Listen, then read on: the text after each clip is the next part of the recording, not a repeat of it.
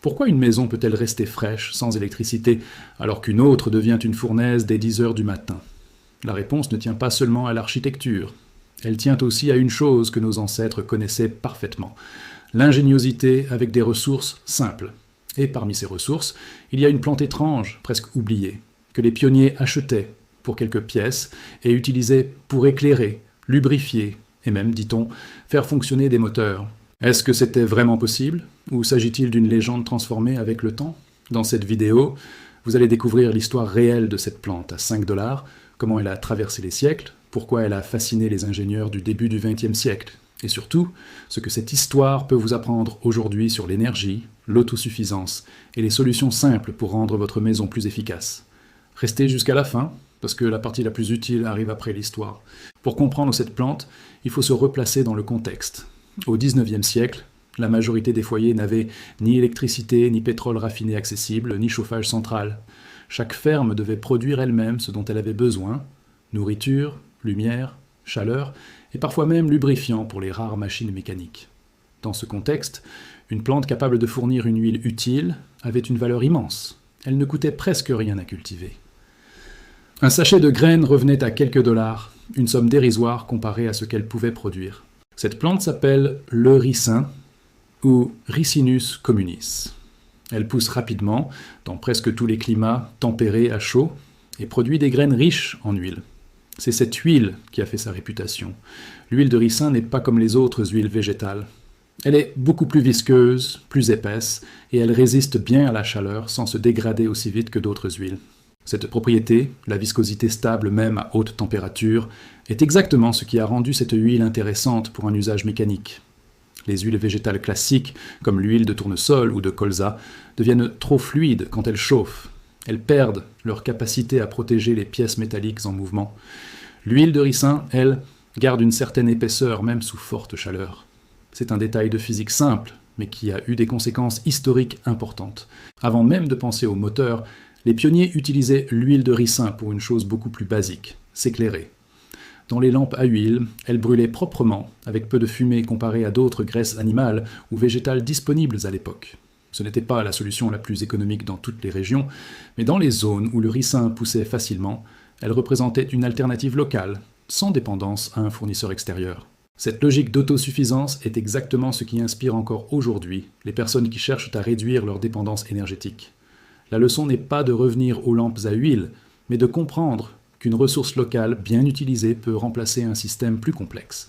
Avec l'arrivée des premiers moteurs à combustion, un nouveau problème est apparu: comment lubrifier des pièces qui tournent à haute vitesse, dans des conditions de chaleur extrêmes, sans que l'huile ne se décompose? C'est là que l'huile de ricin a trouvé son moment historique le plus célèbre. Elle n'a jamais servi de carburant principal capable de remplacer l'essence. Ce point mérite d'être clair dès maintenant, pour éviter toute confusion. Son rôle a été différent, mais tout aussi fascinant. Au début du XXe siècle, certains avions utilisaient des moteurs dits rotatifs, une technologie aujourd'hui disparue. Dans ces moteurs, l'ensemble des cylindres tournait autour d'un axe central, ce qui créait une chaleur et des forces mécaniques très différentes des moteurs classiques. Les huiles minérales de l'époque n'arrivaient pas à supporter ces conditions. Elles se liquéfiaient trop vite, laissant les pièces métalliques sans protection suffisante. L'huile de ricin, grâce à sa viscosité stable, a été utilisée comme lubrifiant dans ces moteurs. Elle ne faisait pas tourner le moteur comme un carburant. Elle protégeait les pièces internes pendant que l'essence, elle, assurait la combustion. C'est une nuance essentielle. L'huile de ricin a permis à ces moteurs de fonctionner plus longtemps, pas de fonctionner tout court. Voici la réponse honnête à la question posée dans le titre. L'huile de ricin pure ne peut pas remplacer un carburant comme l'essence dans un moteur classique. Elle est trop épaisse, elle ne s'enflamme pas de la même manière, et elle laisse des résidus qui encrassent rapidement les pièces. En revanche, transformée chimiquement, elle peut devenir un biocarburant. C'est un procédé différent de la lubrification directe. Il s'agit d'un processus appelé transestérification, utilisé aujourd'hui dans certaines filières de biodiesel. Ce procédé transforme l'huile végétale en un composé plus proche du diesel classique, capable de brûler correctement dans un moteur adapté. Donc la légende contient une part de vérité et une part d'exagération. L'huile de ricin a bien participé à faire fonctionner des moteurs, mais principalement comme lubrifiant, et son usage comme carburant nécessite une transformation qu'un pionnier du XIXe siècle n'aurait pas pu réaliser avec les moyens de l'époque. Comme toute solution naturelle, l'huile de ricin a des limites importantes. Premièrement, elle est corrosive pour certains métaux et joints modernes, ce qui la rend incompatible avec beaucoup de moteurs actuels sans adaptation.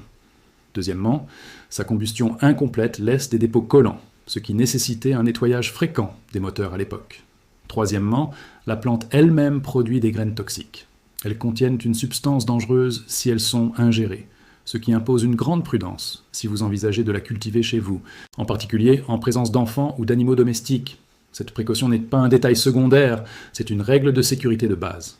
Vous vous demandez peut-être pourquoi une chaîne consacrée au refroidissement passif et à l'efficacité énergétique parle d'une plante utilisée par des pionniers pour l'éclairage et la lubrification.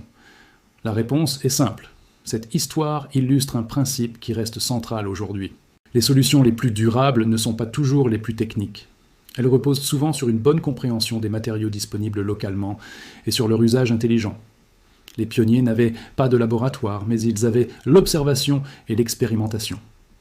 C'est exactement la même logique qui guide aujourd'hui les choix en architecture bioclimatique. Utiliser ce que le climat et l'environnement offrent, plutôt que de dépendre uniquement de systèmes mécaniques énergivores. Réduire sa dépendance à un seul système énergétique, qu'il s'agisse de carburant ou de climatisation, est une idée qui traverse les générations. Les pionniers diversifiaient leurs sources, bois, huile végétale, ventilation naturelle des habitations, matériaux isolants disponibles sur place. Aujourd'hui, cette diversification peut prendre une forme différente, mais l'esprit reste identique. Une maison bien orientée, bien isolée et bien ventilée dépend beaucoup moins de la climatisation. C'est le même principe qui poussait les pionniers à chercher des solutions locales plutôt que d'attendre une ressource extérieure. Certaines personnes s'intéressent encore à cette plante pour des usages décoratifs ou pour produire une petite quantité d'huile artisanale. Si vous envisagez cela, plusieurs précisions s'imposent. Le ricin pousse bien dans les climats chauds et ensoleillés, avec un sol bien drainé. Il tolère la sécheresse une fois établie, ce qui en fait une plante peu exigeante en eau, un avantage dans les régions arides. Cependant, sa toxicité impose des règles strictes. Il ne faut jamais consommer les graines, et il faut les garder hors de portée des enfants et des animaux. Dans plusieurs régions, sa culture est réglementée ou déconseillée en extérieur non surveillé. Avant d'en planter, informez-vous sur la réglementation locale. Cette plante n'est donc pas recommandée comme projet familial improvisé. Elle illustre une histoire fascinante, mais elle demande des précautions sérieuses si vous choisissez de l'expérimenter. Si l'on retient une seule idée de cette histoire, ce n'est pas la culture du ricin. C'est la capacité à observer les propriétés physiques des matériaux et à les utiliser intelligemment. Cette même logique s'applique directement au refroidissement de votre maison. Un matériau qui retient bien la chaleur, comme la pierre ou la terre crue, peut stabiliser la température intérieure, tout comme une huile stable pouvait protéger un moteur. Un espace bien ventilé fonctionne selon les mêmes principes physiques qu'un système de refroidissement mécanique, mais sans consommation d'énergie. Comprendre pourquoi une solution fonctionne, plutôt que de simplement l'appliquer sans réflexion, est la clé pour adapter ces idées à votre propre logement, votre climat et votre budget. Voici quelques applications concrètes inspirées de cette philosophie d'ingéniosité simple, adaptée au refroidissement de votre maison. Premièrement, identifiez les matériaux naturellement disponibles autour de chez vous, comme la terre, la pierre ou le bois local, qui peuvent améliorer l'isolation sans coût élevé. Deuxièmement, privilégiez la ventilation croisée quand la conception de votre logement le permet, en ouvrant des fenêtres opposées pendant les heures fraîches de la journée. Troisièmement, évitez de dépendre d'une seule solution pour gérer la chaleur. Combinez ombrage extérieur, isolation et ventilation naturelle, plutôt que de tout miser sur la climatisation. Ces solutions ne fonctionnent pas de la même façon partout. Un logement en climat humide n'aura pas les mêmes besoins qu'un logement en climat sec. L'orientation de votre maison, la présence d'arbres et le type de matériaux de construction influencent directement les résultats. Il n'existe pas de solution universelle, mais des principes que vous pouvez adapter à votre situation. Conclusion, l'huile de ricin n'a jamais fait tourner un moteur comme le fait l'essence aujourd'hui, mais elle a joué un rôle réel dans l'histoire mécanique, en protégeant des moteurs à une époque où les solutions modernes n'existaient pas encore. Cette histoire illustre une vérité plus large. L'ingéniosité ne dépend pas toujours de technologies avancées, mais souvent d'une compréhension fine des matériaux disponibles. Cette même approche s'applique à votre maison aujourd'hui.